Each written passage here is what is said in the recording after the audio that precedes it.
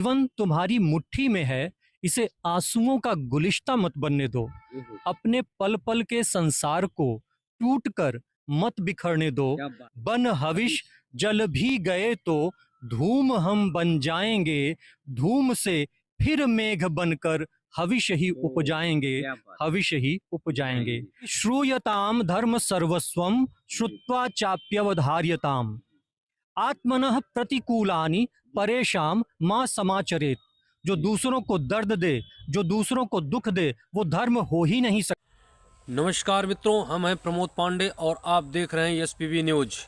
मित्रों, महाकुंभ 2025 का आगाज हो चुका है।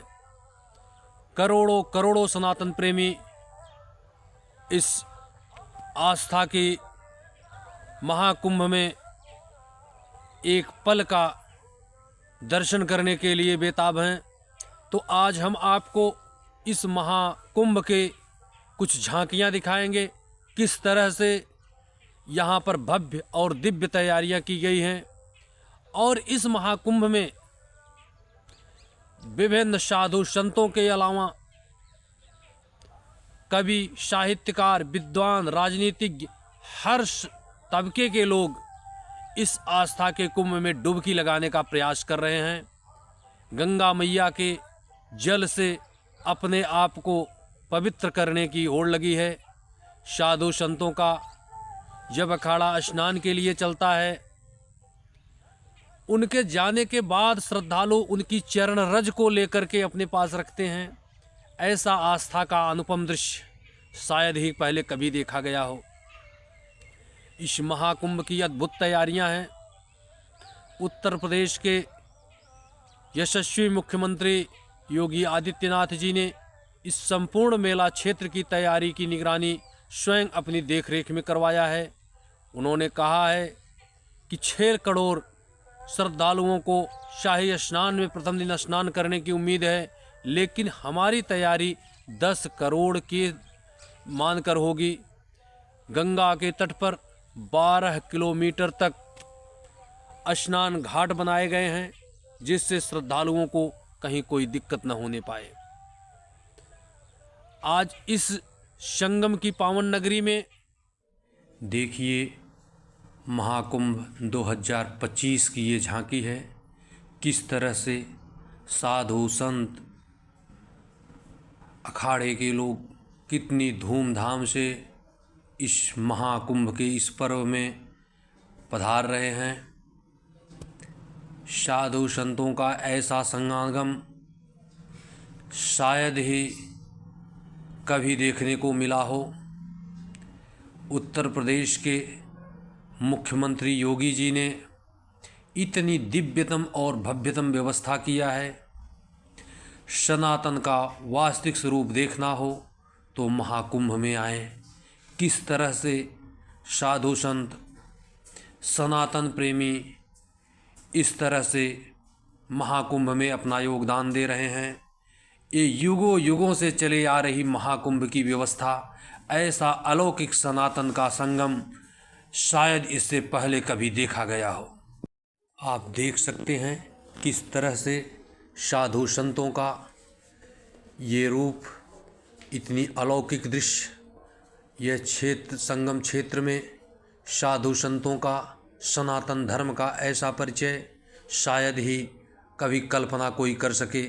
उत्तर प्रदेश के मुख्यमंत्री योगी आदित्यनाथ जी ने भी पुष्प वर्षा करवाकर इन साधु संतों का सम्मान किया है। और यह संगम का बृहंगम दृश्य हर एक सनातनी को गर्व से सीना चौड़ा कर देता होगा। हर भारतवासी के लिए गर्व की बात है। जब अखाड़ा स्नान के लिए चलता है, उनके जाने के बाद श्रद्धालु उनकी चरण रज को लेकर के अपने पास रखते हैं। ऐसा आस्था का अनुपम दृश्य शायद ही पहले कभी देखा गया हो। इस महाकुंभ की अद्भुत तैयारियां हैं। उत्तर प्रदेश के यशस्वी मुख्यमंत्री योगी आदित्यनाथ जी ने इस संपूर्ण मेला क्षेत्र की तैयारी की निगरानी स्वयं अपनी देखरेख में करवाया है।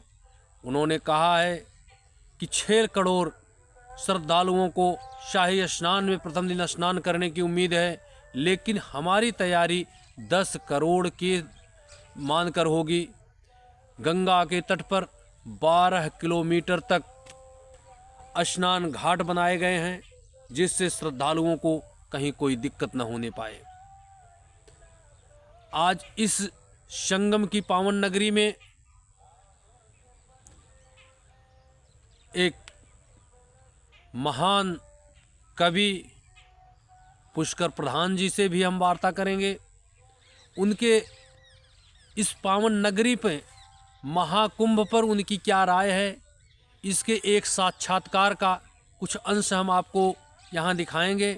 फिर हम चर्चा करेंगे इस महाकुंभ की, सनातन की गरिमामयी गौरवशाली इस इतिहास की और महाकुंभ की इन पावन दिव्यतम और भव्यतम स्वरूप की। आइए पहले हम महान कवि पुष्कर प्रधान जी से साक्षात्कार कुछ अंश सुन। ये माँ गंगा का पावन तट है। गंगा साक्षात हमारी माँ है और प्रेम का जितना भी स्वरूप है जी। मातृत्व से बढ़कर तो कुछ क्या भी नहीं बात है। आप तो बेजोड़ कर देते हैं। यहाँ पर वो जी। सुख मिलता है जो माँ की गोद में मिलता है जी जी और उसी प्रेम की चाह में लोग यहाँ पर चले आते हैं। जी जी त्रिवेणी कवि अभिराज राजेंद्र मिश्र अपनी कविता में लिखते हैं, बन हविष जल भी गए तो धूम हम बन जाएंगे। बन हविष जल भी गए तो धूम हम बन जाएंगे, धूम से फिर मेघ बनकर हविष ही उपजाएंगे, क्या बात। हविष ही उपजाएंगे। जी, तो यह संसार चक्र है, जी, चलता रहता है। जी। लेकिन जब से यह सृष्टि है तब से अनवरत माँ गंगा की गोद को किसी भी सनातनी ने छोड़ा नहीं है, न जी। छोड़ पाएगा। जी जी जीवन की बिसात आखिर है कितनी? जी जीवन तो नश्वर है ना, जी। लेकिन उस नश्वर जीवन में पवित्रतम स्फूर्तिदायक क्या है? यह जी। प्रेम ही है। जी आप समझें कि एक दिन आखिरी होता है, हर संबंधों का अंत होता है। दुनिया हो यथार्थ की या कल्पना की, उसके हर एक अंश का विनाश होता है। जी पर जब तक जीवन तुम्हारी मुट्ठी में है, इसे आंसुओं का गुलिश्ता मत बनने दो। अपने पल पल के संसार को टूटकर मत बिखरने दो, क्या बात है। क्योंकि जीवन तो तुम्हें फिर भी मिल जाएगा, लेकिन जो चला गया व्यक्ति या वक्त, लेकिन जो चला गया वह लौट नहीं पाएगा।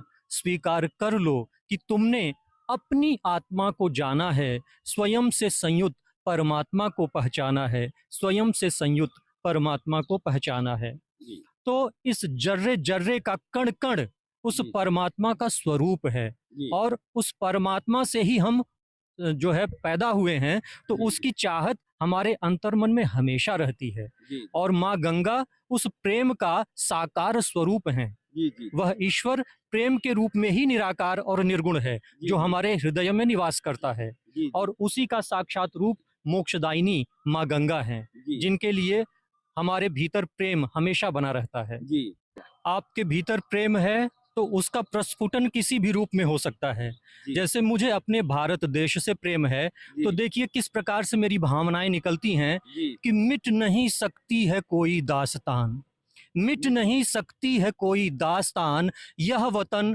हिंदू वतन हिंदुस्तान, यह वतन हिंदू वतन हिंदुस्तान।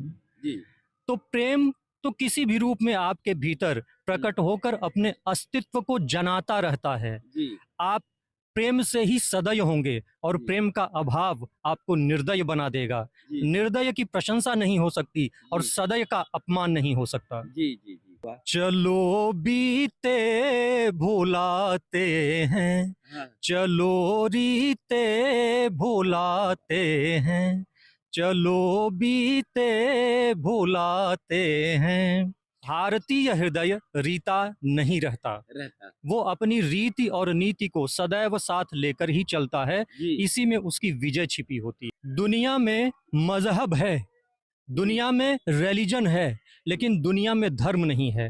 धर्म केवल और केवल सनातन है, जो सिर्फ भारत में है। जी धर्म है क्या? जिसको हम धारण कर सकें, और जो हम धारण करते हैं वह किसी के लिए नुकसानदेह नहीं होता। महर्षि वेद व्यास ने धर्म की परिभाषा बताई कि श्रूयताम धर्म सर्वस्वम श्रुत्वा चाप्यवधार्यताम आत्मनः प्रतिकूलानि परेशान मां समाचरेत। जो दूसरों को दर्द दे, जो दूसरों को दुख दे, वो धर्म हो ही नहीं सकता। जी तो ये द्वंद्वात्मक संसार में जितनी अच्छाइयां हैं, उन अच्छाइयों का सामूहिक सनातन नाम ही धर्म है, जी क्योंकि धर्म सबको साथ लेकर चलता है, किसी को छोड़कर नहीं। जी धर्म धारण करने। धर्म धारण करने का नाम है, मानवता को छोड़ने का नाम नहीं। जी जी हर वो गुण धर्म की परिधि में आएगा जिससे मानवता पोषित होती है। जी जी मानवता को दूषित करने वाले, कलंकित करने वाले, कुपोषित करने वाले कथमपि धर्म के प्रणेता, धर्म के अनुगामी नहीं हो जी सकते। जी जी आज भारतवर्ष में हिंदुओं के अतिरिक्त ईसाई भी हैं और मुस्लिम। मुस्लिम भी हैं, जी लेकिन मैं कहना चाहता हूं कि ये सब के सब भाषा कौन सी बोलते हैं, तो हिंदी भाषा बोलते हैं। जी ये हिंदी भाषा बोलना ही बताता है कि हम सब की जड़ एक है, एक है। हम सब सनातनी हैं। भले किसी कारण से उन्होंने इस्लाम कबूल कर लिया, जी भले किसी कारण से उन्होंने ईसाई धर्म जो है अपना लिया, लेकिन जो उनकी भाषा है वो तो नहीं बदल गई, वो तो हिंदी की हिंदी है। जी जी तो ये हिंदी भाषा ही हमारी जड़ को बताती है और हमारी जड़ सनातन है।